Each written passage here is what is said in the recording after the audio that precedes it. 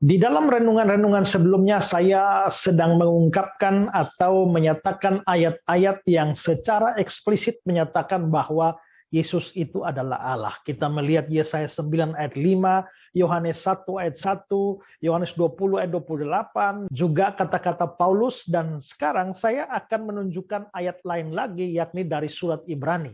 Di dalam Ibrani 1 ayat yang ke-8 dikatakan, tetapi tentang anak ia berkata, tahtamu ya Allah tetap untuk seterusnya dan selamanya, dan tongkat kerajaanmu adalah tongkat kebenaran.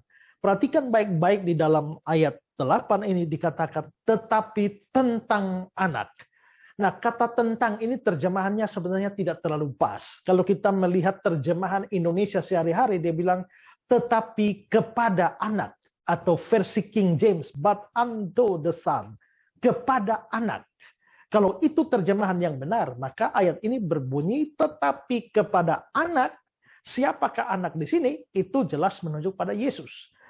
Tetapi kepada anak, kepada Yesus, ia berkata. Ia di sini huruf besar, dan itu pasti menunjuk kepada Sang Bapa atau Allah Bapa.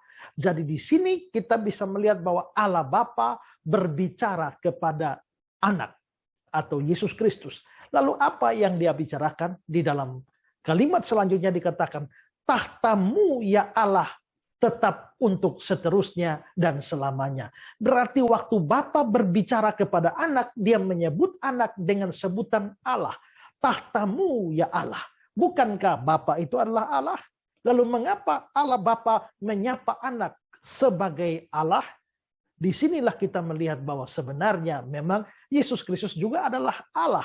Tetapi ini tidak berarti bahwa orang Kristen mempercayai lebih dari satu Allah. Memang kekristenan percaya Tritunggal dengan 3 pribadi berbeda, Bapa, Anak, Roh Kudus, tapi mempunyai hakikat yang satu. Seringkali orang-orang Islam bertanya, jikalau Yesus itu adalah Allah, mengapa dia masih memanggil-manggil Allah lagi? Ya Allahku, mengapa engkau meninggalkan aku?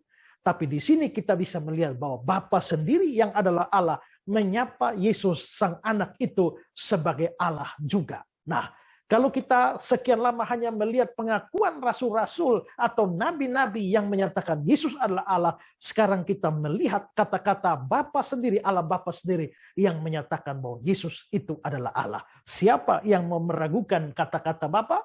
Jikalau kata-kata Bapa dipercaya, maka tidak bisa tidak Yesus Kristus sesungguhnya adalah Allah yang sejati itu. Yang percaya katakan amin.